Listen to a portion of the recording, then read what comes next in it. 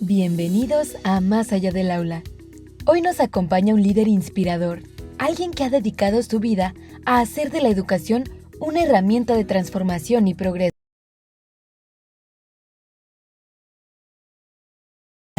Sobre cómo podemos impactar positivamente en nuestras comunidades a través del aprendizaje.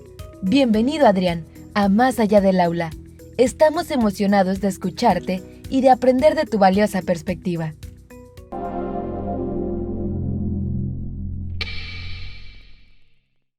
Hola a todos, bienvenidos una vez más a su programa Más allá del aula, un programa en el cual abordamos los desafíos que está tomando la educación hoy en día. Hoy estamos muy complacidos de que nos acompañe un experto en educación y en política pública, el licenciado Adrián Flores Ledesma. Hola, Bienvenido. muchas gracias. Gracias por la invitación. Adrián, nos gustaría que te presentaras como a ti te gustaría que te conociera nuestro público. Bueno, pues primeramente, pues muchas gracias por la invitación. Pues yo, como conocen todo el mundo, soy el profe Adrián. Así me conocen desde cuando tenía 16 años, que inicié a trabajar en el Instituto Miguel de Cervantes, que es el colegio que fundó mi mamá, la profesora Carmelita Ledesma. Y desde ahí, pues han pasado muchas generaciones, ¿no? Con las que me tocó convivir en diferentes etapas que conviví en el colegio, y sobre todo desde los equipos deportivos hasta después que me quedé ya como subdirector. Y de ahí, bueno, pasé a como lo decías ahorita, pues a la función pública, ¿no? En el 2008 el gobernador Osuna Millán me invitó a ser delegado del Sistema Educativo Estatal en Tijuana por primera vez.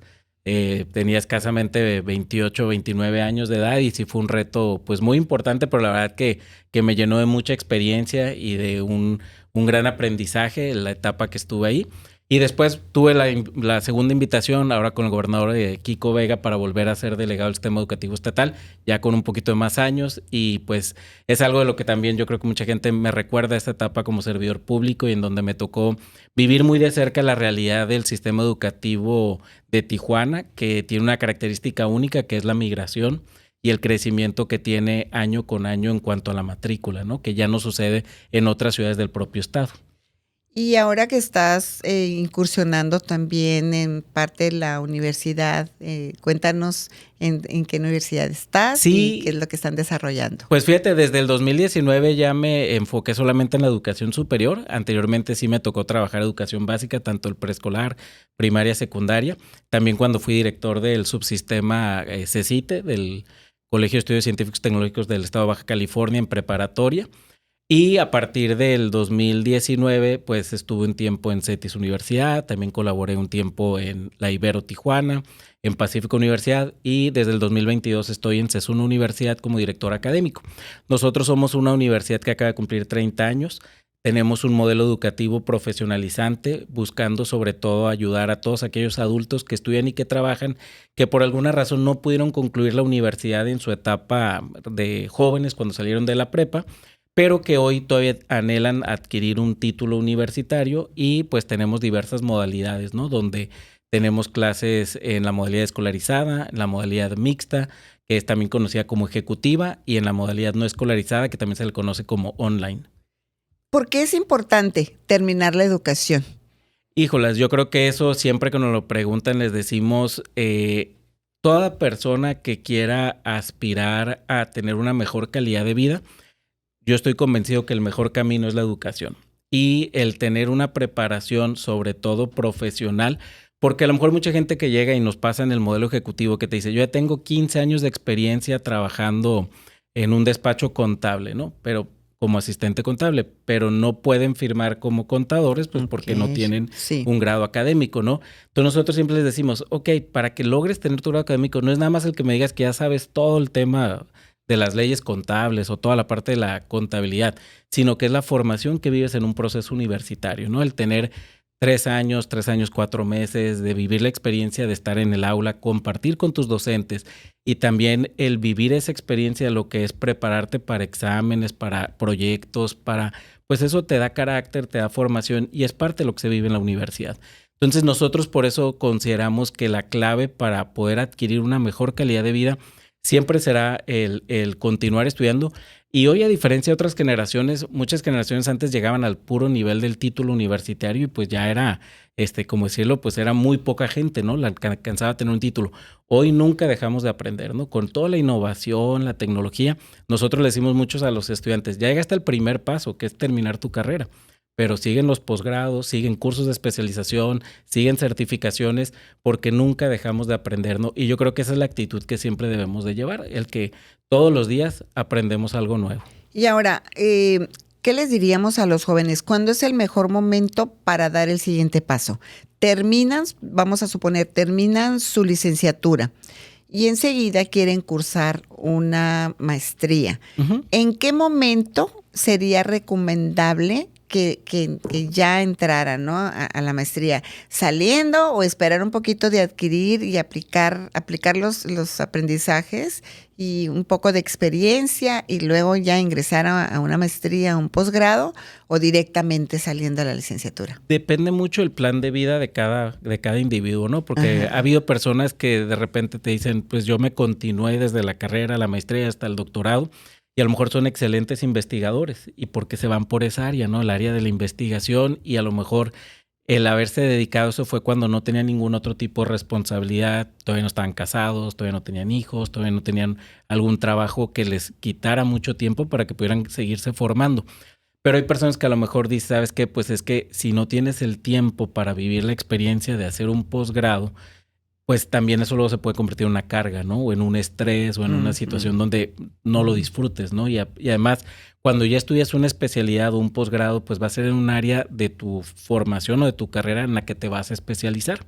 Entonces yo creo que ahí depende más de cada individuo en su momento en el que se encuentra en su vida, y sobre todo cuando estés listo para poderle dedicar el tiempo que hay que dedicarle a la formación, porque una maestría sobre todo es ya en algo en lo que tú te quieres especializar, ¿no? A lo mejor estudias una carrera que muchas veces hay muchas áreas generales, pero ya al concluir tu carrera ya sabes en qué área de especialidad.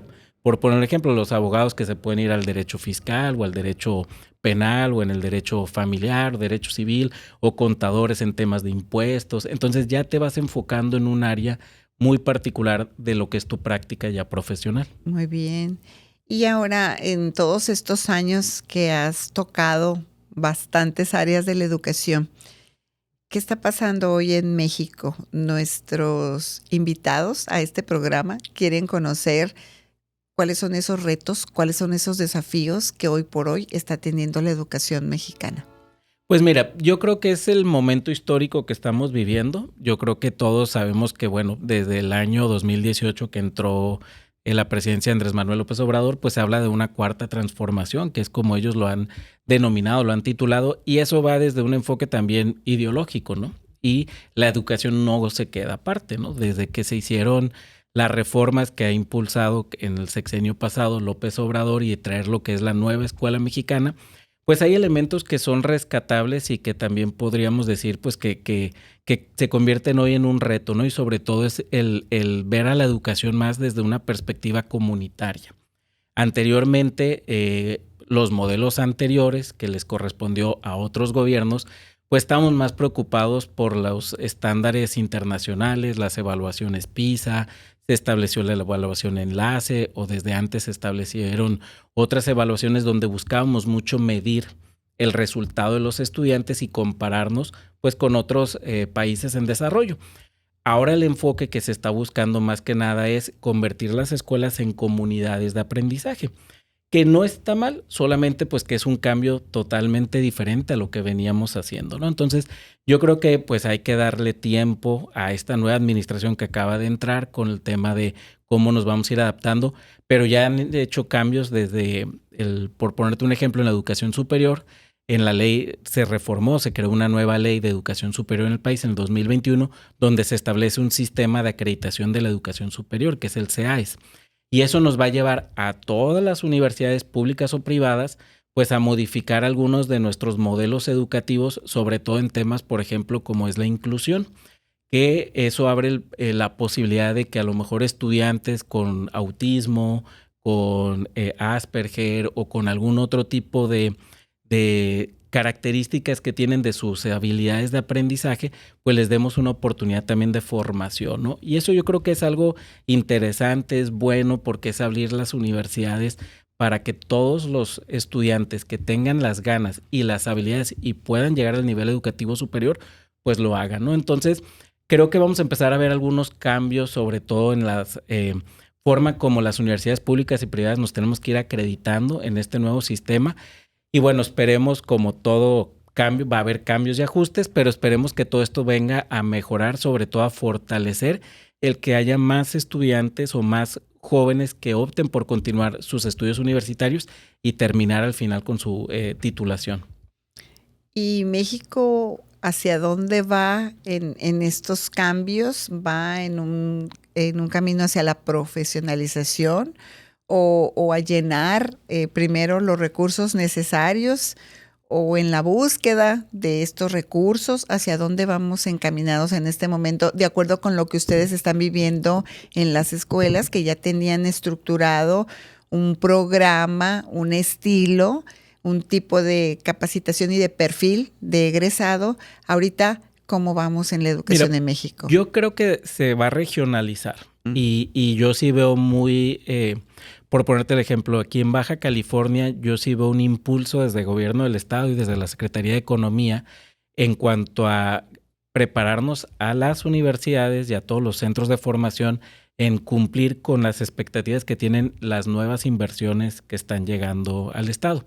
Por ponerte un ejemplo, se hicieron mesas para trabajar con todas las universidades que manejamos carreras del área de la ingeniería en el tema de semiconductores. ¿Por qué? Porque se está viendo la posibilidad de que nuestra zona, por el nearshoring y la cercanía con Estados Unidos, pues nos podemos convertir en un área de desarrollo de empresas de Taiwán o de Asia que puedan llegar a invertir en Baja California para proveer de todo el tema de semiconductores para sobre todo Silicon Valley, California y todo lo que se está desarrollando del otro lado de la frontera.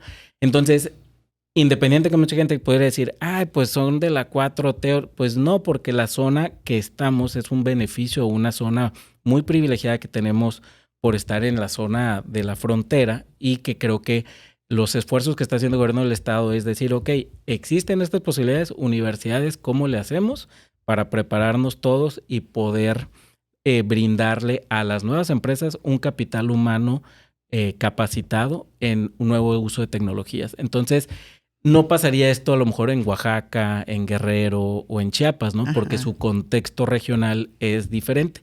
Pero creo que aquí es algo de las ventajas que tenemos por estar en la zona fronteriza, y son esfuerzos que han venido desde el gobierno del estado para que las universidades públicas y privadas empecemos a trabajar en la innovación, en la tecnología y sobre todo en la formación de un capital humano más calificado, para que esa inversión no tenga que invertir más en capacitar al personal, sino que cuando llegue la inversión ya tengamos los cuadros listos para entrar a esas empresas.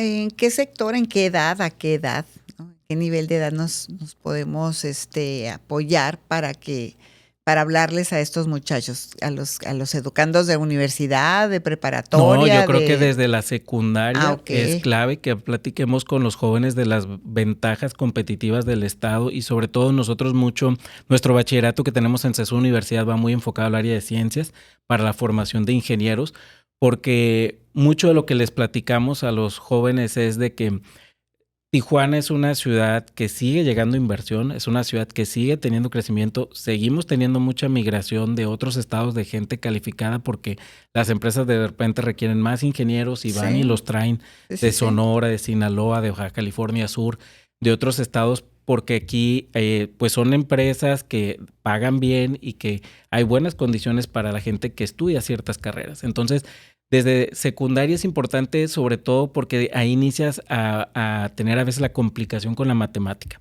Y hay que entender que la matemática es un lenguaje, pero el problema ha sido que muchas veces lo queremos enseñar como un tema de memorización y no de razonamiento. Entonces, el enfoque que se le tiene que dar para la matemática, que se empieza a trabajar desde secundaria y obviamente luego en la preparatoria, es muy importante cómo lo aborda el docente que da la materia de matemáticas. Okay. Entonces nosotros buscamos mucho desde nuestra vinculación que tenemos como universidad con docentes de los niveles de educación básica, pues platicar un poco de todas las herramientas que hay para que el estudiante no sufra la matemática.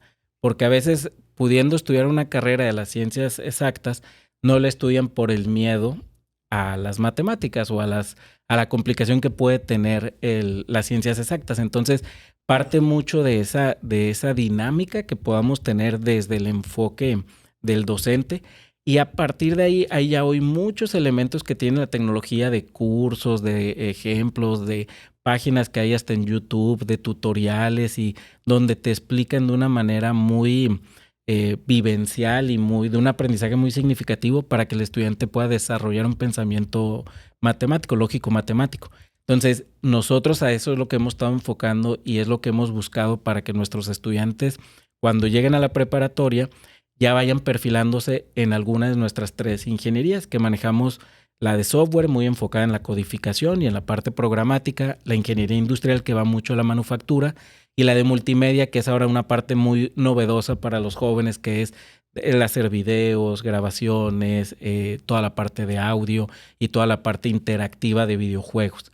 Entonces, por eso consideramos que es muy importante despertar ese interés, pues desde que son adolescentes. ¿Y tú cómo te mantienes al día con estas nuevas tendencias, con estos cambios? ¿Cómo estás al día? ¿Cómo como director te mantienes informado, te vas preparando y cómo lo compartes con la gente que está a tu cargo? Pues mira, mucho es la apertura de uno de personalmente estar siempre aprendiendo, ¿no? Yo creo que yo siempre he tenido esa filosofía de que siempre hay algo nuevo que hay que aprender y no le tengo miedo a entrar a cursos, a meterme a cursos, tomar cursos en línea, capacitaciones. Obviamente también ayuda mucho la posibilidad de ir a congresos académicos, de repente algunas universidades muy prestigiadas como el TEC de Monterrey, que organizan cada año, donde hacen conferencias de las nuevas tendencias y toda la innovación. También aquí en San Diego hemos participado en uno que hace la Universidad de Arizona con toda la parte de tecnología. Y yo creo que la clave es, todo ese volumen de posibilidades que hay, porque hay mucha oferta en el tema de la tecnología, qué te sirve y qué no te sirve, porque hay que adaptarlo a nuestro contexto. Y obviamente el contexto de Estados Unidos o el de otras ciudades como lo es Monterrey, pues no a veces es el mismo que tenemos en Tijuana, pero de ahí es donde nos vamos dando cuenta que sí podemos traer y lo podemos incluir en nuestro contexto de universidad y que a lo mejor pues todavía no estamos preparados, y es ir caminando hacia llegar a ese momento. Y estás muy involucrado en lo que está pasando en Tijuana, en el campo de la educación, pero también sé que estás involucrado no nada más en Tijuana, sino en México, hacia dónde va la educación. ¿Y la tecnología? ¿Qué papel juega la tecnología en el manejo de la educación, en el campo de la educación? Fíjate que esa es una pregunta bien importante, porque nosotros algo que hemos buscado es no satanizar la tecnología o, por ejemplo, el uso de la inteligencia artificial. Uh-huh. Al contrario, consideramos que todas estas herramientas que nos vienen a fortalecer en la formación del estudiante o del nuevo profesionista, pues se las tenemos que compartir, y obviamente sí cuidando el uso ético de la tecnología, como todo. ¿Por qué? Porque la inteligencia artificial no va nunca a poder sustituir a la inteligencia humana, pero sí puede ayudar a que muchos procesos que a lo mejor eran mecanizados o que eran rutinarios, pues te los puedan implementar en menos tiempo, y aprovechando lo que hoy existe ya en el mercado y todos los desarrollos que se están dando nuevos, ¿no? Porque mucho de lo que está generando hoy la inteligencia artificial pues está cambiando día con día. Entonces, lo que creo que es bien importante en las instituciones educativas, primero, es tener apertura al cambio. No podemos quedarnos diciendo, es que a mí siempre me ha funcionado así. Porque el querer quedarte estancado diciendo, es que así yo lo he manejado 20 años, pues ya es el primer paso en el cual estás destinado a que eso se va a terminar. ¿Por qué? Porque tenemos que estar evolucionando, porque el estudiante que hoy tenemos es muy diferente al que tuve hace 20 años. Los estudiantes que ahorita me llegan de 18 años, primeramente son nativos digitales. Háblanos acerca de ese concepto de nativos digitales. Ellos nacieron en una época donde no les tocó una transición de el uso del internet o de nuevas tecnologías. Ellos ya nacieron con la tecnología. Ellos, desde que a lo mejor empezaron a hablar, pues ya tuvieron contacto con una tableta o con un celular o con un dispositivo electrónico. Entonces eso hace que evolucionen de manera diferente a lo que nos tocó a las generaciones que transicionamos de conocer una computadora de escritorio, a luego pasar a una laptop, a luego a lo mejor a un celular inteligente o a una tableta, ¿no? Hemos ido viviendo etapas en diferentes momentos y los estudiantes de hoy, pues obviamente desde que nacieron un nativo digital, ellos no le tienen miedo a la tecnología. Al contrario, cada vez exploran más lo que la tecnología les puede ofertar. Entonces creo que ahí es donde las universidades nos corresponde hacer un alto en el camino y decir, ok, ¿cómo me voy a comunicar con este estudiante que es diferente en el sentido de cómo él ve o cómo él conceptualiza las cosas desde su perspectiva como nativo digital y cómo yo voy a tratar de conectar en mis clases, en mis actividades y en el uso de herramientas tecnológicas que voy a incorporar a mi materia para conectar con él? Y ese es el gran reto que estamos teniendo en las universidades hoy en día. Como nuestros docentes, que a lo mejor tienen mucha experiencia, porque muchos de ellos pues tienen 30 o 35 años de experiencia en el ámbito laboral o en el ámbito docente, pero a lo mejor les cuesta esta parte de usar una plataforma educativa, de usar toda la implementación de la tecnología o de cursos. Lo vivimos ahora en la pandemia, lo que implicaba para ellos conectarse a la clase en línea, lo que implicaba usar el Zoom, usar el Meet o usar el Teams, cualquiera que se usara en la universidad, y cómo eso ya llegó para quedarse, porque ya hoy en día cuando hay una suspensión de clases por lluvia, no suspendemos clases. Solamente les decimos, ¿saben qué? Hoy no van a venir a la escuela, se van a conectar, ahí les va la liga de su videollamada y desde casa cada quien se conecta a clases. Entonces, esto son cambios que quieras o no, ya se quedaron, ya que llegaron y los docentes se han tenido que ir adaptando a que la tecnología ya forma parte del día a día. Pero ahora es cómo vamos a hacer que esa tecnología nos conecte entre la brecha que hay entre la generación de estudiantes de 18 o 20 años, a lo mejor yo un docente de 50, 55, que todavía me cuesta mucho el implementar la tecnología en mi clase, ¿no? Y que es soltar el tema de yo ser el protagonista de la clase como el docente y hacer que el estudiante aprenda haciendo y aprenda diseñando, trabajando con la tecnología. Es un poco convertirnos en facilitadores de la educación. Correcto, sí, y ceder un poco que el aprendizaje hoy está centrado en el estudiante, ya no en el docente, ¿no? Uh-huh. A lo mejor cuando a mí me tocó, cuando yo fui a la universidad, estudié aquí en la UABC y una licenciatura como era Derecho, pues muchas de mis clases eran magistrales. Uh-huh. Y el maestro te podía hablar 2 horas en una oratoria impresionante y nunca abría el libro y de memoria y era ir a ver una conferencia. Pero eso, pues ya no, hoy en día eso ya no le sirve a un estudiante ahorita de 18 o 20 años que lo que él quiere es construir, hacer, practicar y lo que está buscando es cómo aprende haciendo, porque son distintas sus condiciones. Al ser nativos digitales, al estar todo el día, sus tiempos de atención o la atención que te pueden dar, pues ya se reduce a menos tiempo. ¿Cuánto dura un video en TikTok? 25 segundos, 30 segundos. Y si no, le dan a clic y cambian al siguiente y al siguiente y al siguiente. Y tú los puedes ver en el celular y están en un minuto, ven 5 videos o 5. ¿Por qué? Su atención es muy corta y porque están estimulados por este tipo de dispositivos. Sí. No significa que el docente vamos a hacer videos de 25 segundos, pero lo que digo es que tenemos que comprender que ellos ya tienen otra forma de aprender y que tenemos que ver cómo nos adaptamos poco a poco para ir reduciendo esa brecha que hay entre cómo ellos aprenden y cómo nosotros enseñamos o aprendimos y luego ahora tenemos que modificar nuestra práctica. A mí me llama mucho la atención que hoy por hoy los jóvenes, no en todos los casos, pero sí en su gran mayoría, tienen algunas limitaciones de comunicación verbal. Uh-huh.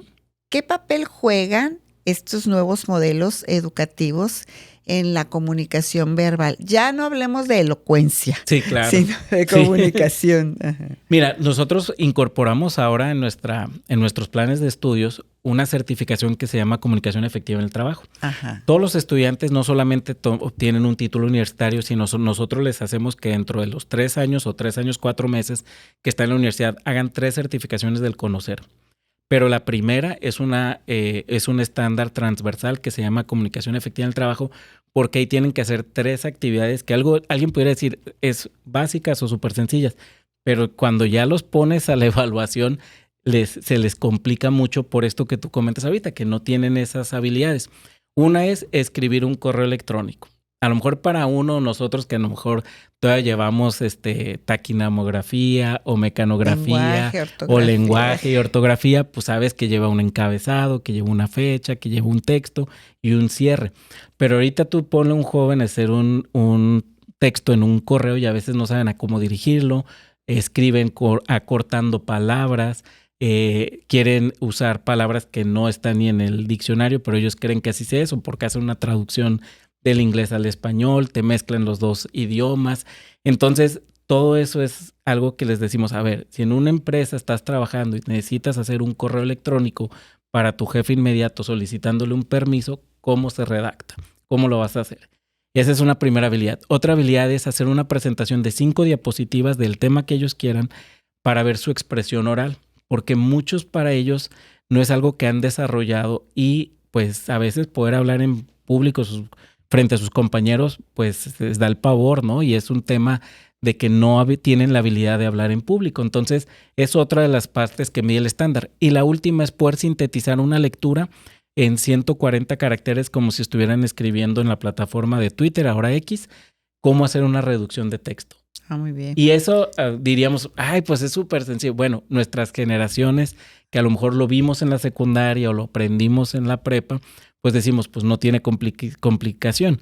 Pero para las nuevas generaciones que te comento ahorita, que son nativos digitales, que escriben mal en el WhatsApp, que te escriben con abreviatura, que se comunican de manera diferente entre ellos, pues de repente pierden esa noción de cómo lo hacen con sus amigos a cómo lo van a hacer en el trabajo, ¿no? Entonces, ahí es donde nosotros nos damos cuenta que es muy importante que ellos tomen también ese conocimiento y responsabilidad de lo que es ya cuando estás en un ambiente laboral, la formalidad que se tiene que dar en la comunicación. Muchas gracias, muy claro, sí. Porque en nuestros tiempos me acuerdo que había una lengua nacional. Exacto, sí. Y sí, esto era en toda la República Mexicana. Sí. Y hoy esto ya cambió. Sí, sí, sí. Cada lugar, cada entorno, cada estado tiene su propia lengua, sus formas de comunicación. Sí, y los contextos de aquí en la frontera, pues eso nos ha influido mucho, porque muchos de nuestros estudiantes, pues el Spanglish, ¿no? Te mezclan español e inglés y es parte de cómo se comunican entre ellos, pero pues eso no es cómo funciona cuando ya estás en un trabajo. Ustedes tienen mucho acercamiento con los empresarios, con las diferentes organizaciones donde empresarios se reúnen. ¿Y cuál es el requerimiento o cuál es el modelo educativo que hoy por hoy la industria o las organizaciones están requiriendo a las universidades? Sí, mira, en todas las cámaras con las que participamos aquí en Tijuana, siempre nos han estado refiriendo mucho el tema del desarrollarle competencias a los estudiantes. Y por eso nosotros, desde que partimos nuestro modelo educativo 2020-2027 y actualización de nuestros nuevos planes de estudios, se han enfocado en desarrollar competencias que el estudiante pueda demostrar que ya las desarrolló, que ya las tiene al momento de egresar. Y por eso incluimos dentro del plan de estudios las certificaciones del CONOCER, que es el Centro Nacional de Normalización de Estándares en el país, avalados por la Secretaría de Educación Pública, por la Secretaría del Trabajo, y donde ahí viene un ente externo o un evaluador externo que no fue su maestro, que no fue parte de la universidad, y les hace una evaluación para ver si cumplen con cierto nivel de estándar que tiene en esa carrera o en lo que ellos están estudiando. Pero sobre todo lo que nos dicen mucho los empleadores es el desarrollar habilidades blandas en los jóvenes. ¿Cuáles serían? Por ejemplo, la primera, que es el tema de la comunicación intergeneracional. Cómo se comunican las generaciones que a lo mejor están en los mandos medios o mandos altos, que son los directivos, con los recién graduados, que muchas veces para un mando medio puede ser desde cómo lo tratan a su hijo, ¿no? Que no estés todo el día en el celular, no estés todo el día, no hablas en persona, estás hablando nada más por el chat o no haces llamada por teléfono o no quieres. Pero hay que entender que estas generaciones pues ya son otras formas en cómo ellos se comunican. Entonces ahí es llegar a un punto medio entre la habilidad blanda que sí hay que desarrollar en los jóvenes de también cómo convivir con sus autoridades. A veces ellos no aceptan mucho la retroalimentación y es algo que nosotros hablamos mucho en la universidad, de decirles a los jóvenes, a ver, no te están regañando, te están orientando, te están dando con la experiencia que tiene ese docente o esa persona de cómo puedes mejorar lo que estás haciendo, pero no es algo como ofensivo, ¿no? Y a veces pareciera que ellos sintieran que esa retroalimentación pudiera sentirse como una parte de ofensa, ¿no? De que no está aceptando mi forma, ¿no? Exacto, el regaño, ¿no? Entonces, creo que ahí es un tema donde tenemos que poner de ambos lados. Por un lado, la empresa, comprender a estas generaciones, pero estas generaciones también entender que, bueno, pues que van entrando ya a un mundo más formal. No es el mundo a lo mejor donde ellos venían más informal o acostumbrados, pero es lo que te decía, que a veces a estas generaciones les cuesta visualizar un plan de vida y carrera en una empresa. Cuando uno a lo mejor terminó la carrera, pues uno tenía el ejemplo de papá o de mamá y que duraba 15, 20 años en el mismo trabajo, ¿no? Y que uno decía, pues ese es como que un plan de vida, ¿no? De que él sabemos que pues ahí va a terminar, ahí se va a jubilar. Y decían, cuida tu trabajo. Exacto. Llega puntual. Sí, exacto, sí. Respeta a tus mayores. Sí. Te daban muchas recomendaciones y de que fueras muy agradecido por el empleo que tenías.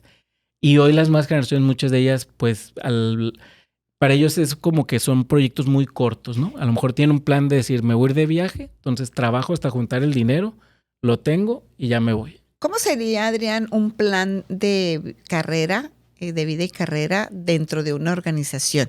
Así sencillamente explícanos un poco cómo en la organización podría estar visible un plan de vida y carrera para los jóvenes que van ingresando a las organizaciones, incluso para los que ya están, y también saber conocer y sentir cuándo es el momento de cederle el lugar al que sigue.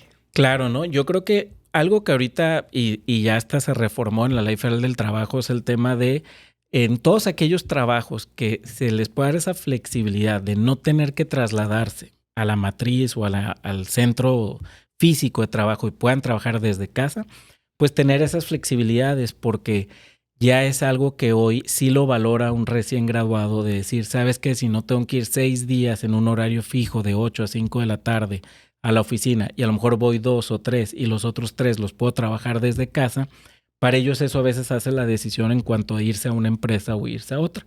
¿Por qué? Porque muchos de ellos tienen ahora estos modelos de decir, pues es que no quiero andar en el tráfico, no quiero perder tanto tiempo de traslados, la distancia, la inversión en gasolina y todos esos gastos que implica. ¿Mande? Comida, todo eso, ¿no? Entonces, esa es una de las primeras cambios. Pero yo creo que otro de plan vida y carrera es visualizar que para estos jóvenes las metas son más cortas. No pensar que, tus beneficios van a ser cuando tengas 10 años, 15 años, 20 años, como a lo mejor fue para otras generaciones que hasta pensábamos, bueno, para llegar a tu edad de retiro.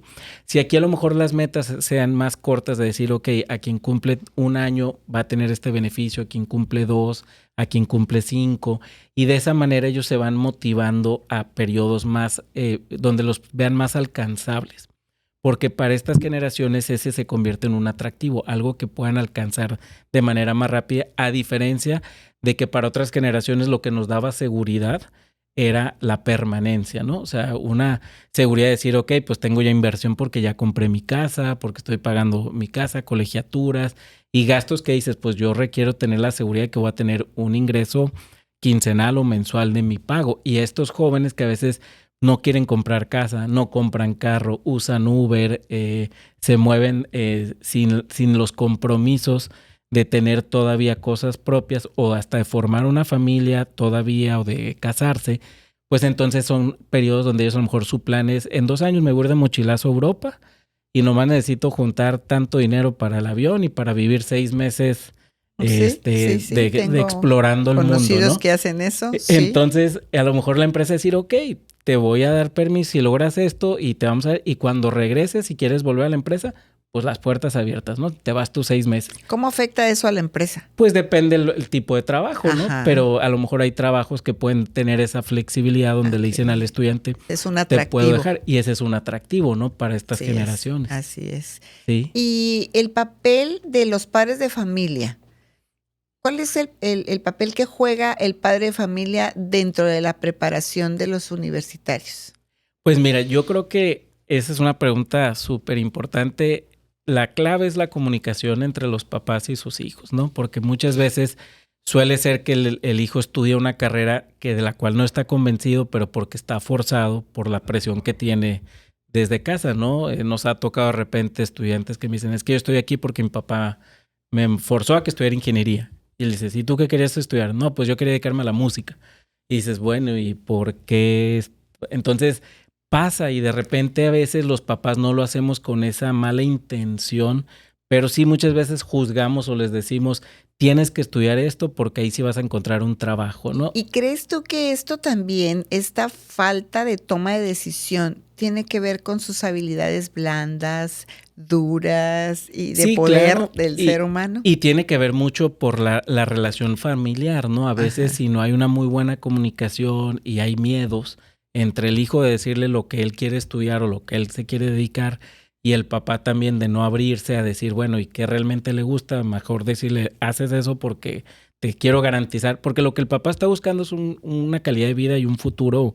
O heredar una empresa. Exacto, o de heredar una empresa y darle un futuro donde digas, vas a estar tranquilo, ¿no? Económicamente. Sí. Pero eso es de la perspectiva de uno como papá y pensando en un plan de vida personal. Ajá. Y a lo mejor si nuestro hijo o nuestra hija tiene otra visión del mundo y tiene otra forma, pues es que primero preguntar y ver hacia qué se quiere dedicar, ¿no? O qué lo hace feliz, ¿no? Yo siempre, cuando platico con los jóvenes en los cursos de inducción y cuando estamos en la universidad con los recién que inician, les digo, acuérdense que lo que están estudiando ahorita es lo que les va a dar de vida o van a trabajar los próximos 40 años. Entonces, espero que hayan tomado la decisión disfrutando lo que van a hacer, porque si no, van a estar frustrados los próximos 30 o 40 años, porque lo peor que puede pasar es ir a tu trabajo y estar frustrado o estar molesto porque no es lo que te gusta hacer. Lo mejor es llegar a tu trabajo y disfrutarlo y hacerlo sin ninguna complicación y que se te pasen las horas y ni te des cuenta que se te fueron las 8 o 10 horas del día, ¿no? Que tu vocación sea tu vacación, decía. Exacto, sí. Pero eso es bien difícil encontrarlo y a veces como papás nos cuesta mucho aceptar cuál es la vocación de nuestros hijos, ¿no? Y hoy por hoy veo que en Tijuana y alrededor de Baja California, otros estados, también se están expandiendo las universidades. Sí. ¿Y qué consejo le darías tú a estos nuevos proyectos, a estos líderes que quieren expandir la parte educativa y formativa? Mira, yo creo que pues Tijuana es una ciudad muy noble. La verdad, Tijuana es una ciudad donde hay para todos, es una ciudad en crecimiento, sigue llegando mucha inversión en todas las áreas, incluyendo en la educativa. Ahorita el gobierno federal pues está abriendo una nueva universidad con carreras también novedosas que no teníamos aquí en el estado. Entonces, yo creo que lo primero y lo más importante sí es reconocer el contexto de Tijuana, que Tijuana, pues sí, un gran factor es la industria maquiladora porque es la que provee a muchas personas empleo, pero se han desarrollado, por ejemplo, carreras muy exitosas como la de gastronomía, que hoy en día uno de los temas que podríamos decir que también ya posiciona mucho a la ciudad, pues es el tema de restaurantes, toda la comida y toda la parte de chefs muy reconocidos que se han formado aquí en Tijuana, la parte de los vinos en Ensenada, en el Valle. Entonces creo que se abren otras áreas que a lo mejor hace 10 o 15 años no observábamos y que eso permite profesionalizar aún más pues toda esta oportunidad de negocio que se puede dar en la zona, ¿no? La zona Calibaja yo creo que es una de las zonas más privilegiadas en el mundo porque tenemos uno de los estados más ricos, en las economías más ricas que es California y que muchos de ellos vienen a consumir a Tijuana y a la parte sur del estado pues todos los beneficios que tenemos. Entonces ahí es donde nosotros también enfocamos mucho la parte del segundo idioma que es el inglés, porque un estudiante que ahorita no tenga habilidades básicas en un segundo idioma como es el inglés, pues se le cierran ciertas puertas por la frontera, ¿no? Porque mucho de lo que hoy Tijuana está desarrollando pues tiene que ver también con quien no lo puede comprar, que es el mercado latinoamericano de Estados Unidos, que tiene raíces latinas, pero que son angloamericanos y que pueden venir a consumir aquí a Tijuana y a Ensenada y hacia el sur del estado. ¿Y cuál es la carrera que más auge tiene hoy por hoy? Bueno, con nosotros ingeniería industrial. Ajá. Industrial, la verdad, por todo lo que es el tema de la industria maquiladora. Considero, y sí puedes darte cuenta en otras universidades, las áreas de las ingenierías siguen siendo las que tienen mayor demanda, en el sentido de que hay mucho trabajo para ese sector, ¿no? Para toda la parte de maquiladora.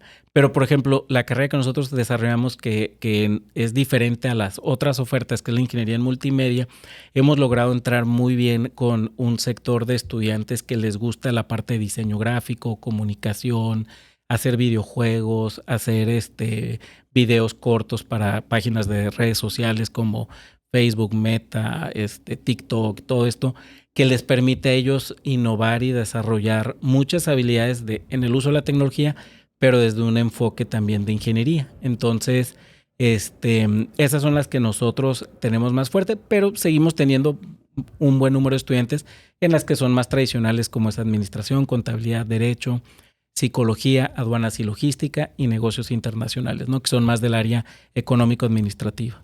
Sí, casi todos dedicados al campo empresarial. Sí, correcto. Sí, al sector, sobre todo manufactura. Demanda. Sí, manufactura.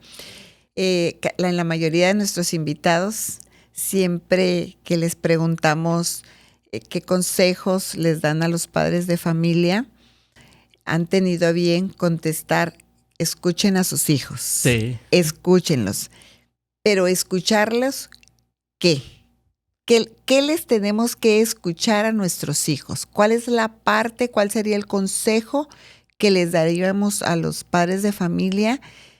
¿De qué forma hoy por hoy, tú que estás involucrado con tantos jóvenes, con tantas familias, en donde como docentes, como maestros, nosotros nos percatamos qué familias sí están en comunicación, qué familias no están en comunicación? Sí. ¿Quiénes son los padres más ausentes? ¿Quiénes son los padres más presentes, desde preescolar hasta universidad?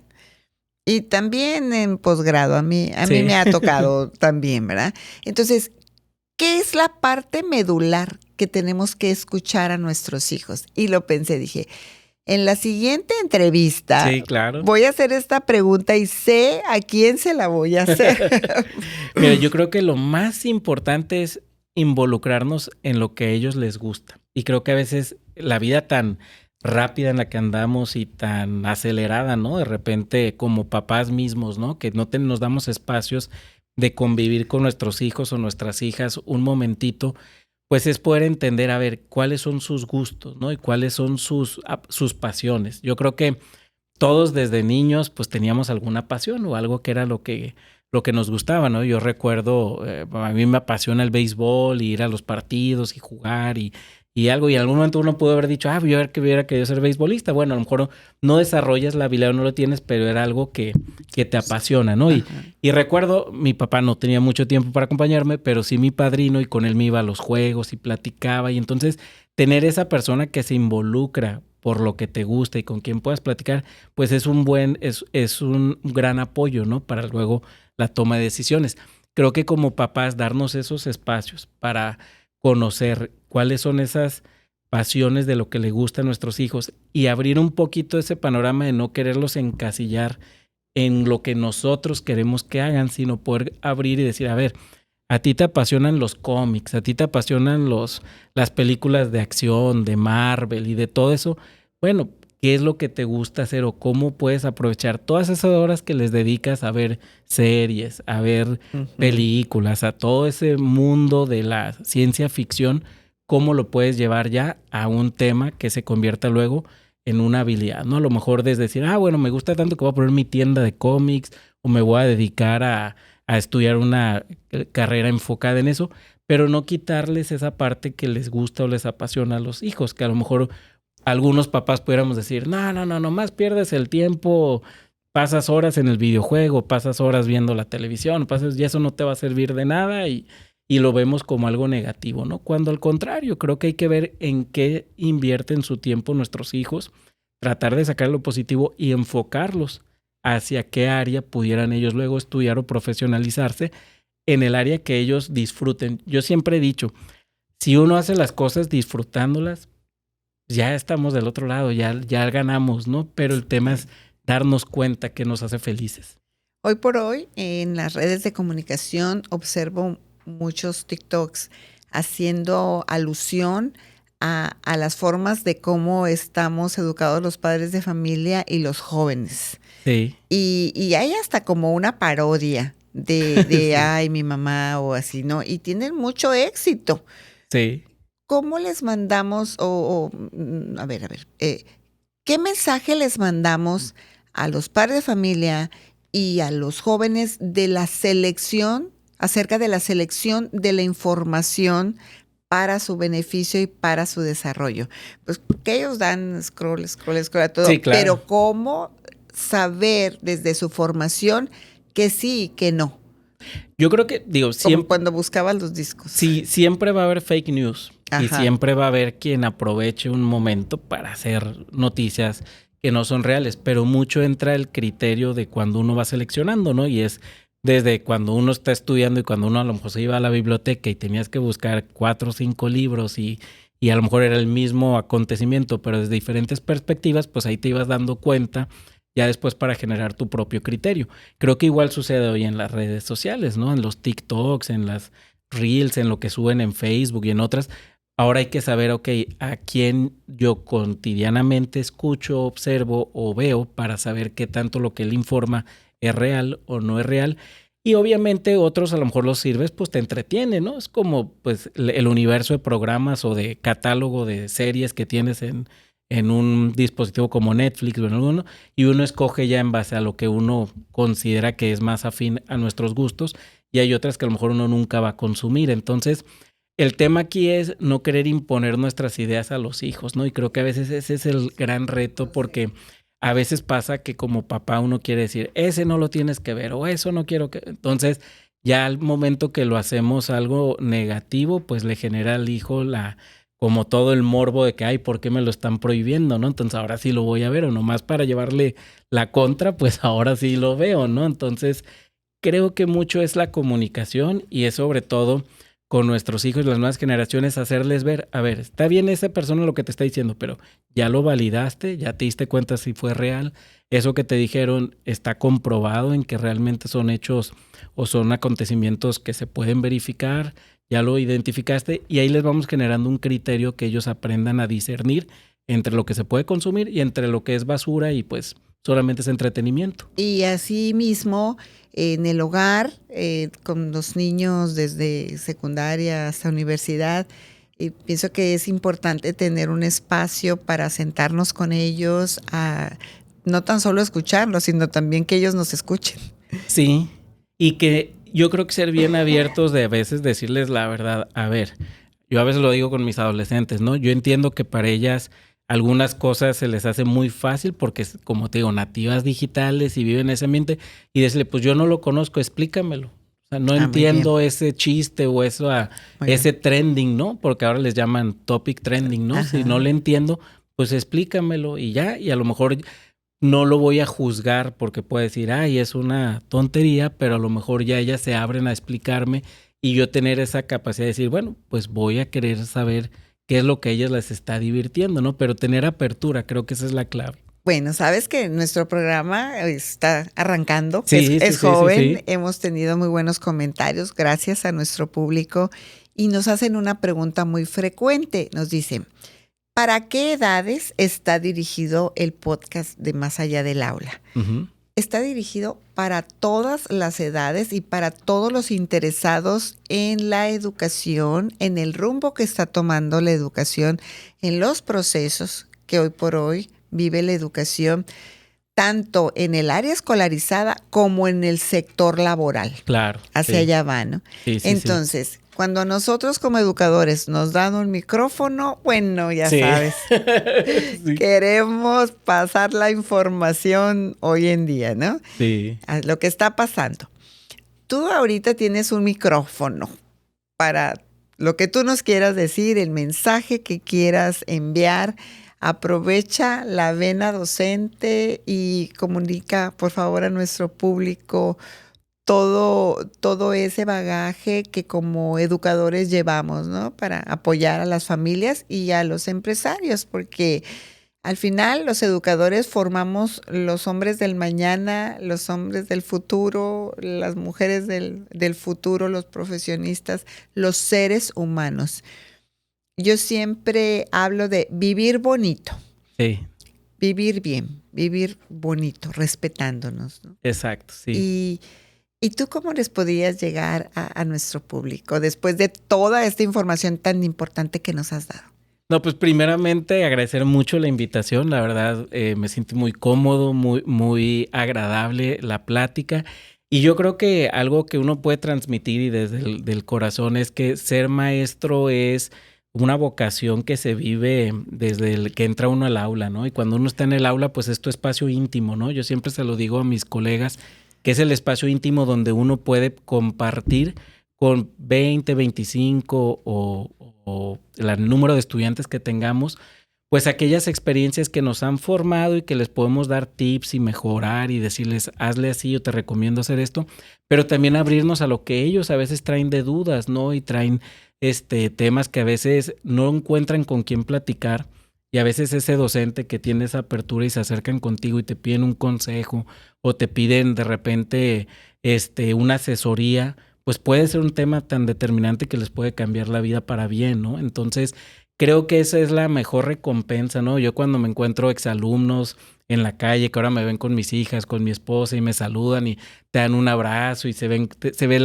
que se ven contentos de verte, pues uno dice, mira, pues ahí dejé una semillita sembrada y algo hice bien para que me quieran saludar o me quieran ver con ese cariño, ¿no? Entonces yo creo que esa es la parte que todos los que somos docentes nos llevamos porque es lo más gratificante de esta labor y lo que mejor es, pues, quien se dedique a la docencia lo tiene que disfrutar. Yo creo que estar en el salón, compartir el conocimiento con los estudiantes y el abrir esos espacios como facilitadores y como una persona que está con ellos es algo que se disfruta y que si lo disfrutas y lo haces con ese cariño, siempre las recompensas van a ser de que estamos logrando mejorar el mundo y aunque sea un salón, pues ya a ese salón ya le dejaste una huella, ¿no? Y esas huellas son inmemorables para todos y son recuerdos que les quedan en la vida, pues a todos los estudiantes. Muchas gracias, Adrián. Gracias. Nosotros nos quedaríamos aquí, pero tendremos la oportunidad de una segunda vuelta más allá del aula. Estamos muy contentos con nuestro programa y esperamos que ustedes también sigan con nosotros, sigan disfrutando esta charla con tantos y tantos expertos que hoy por hoy nos regalan por estos medios sus aprendizajes. Muchísimas gracias a todo nuestro público querido. Muchas gracias a todo nuestro equipo de producción. Nos vemos en Más Allá del Aula. Bye.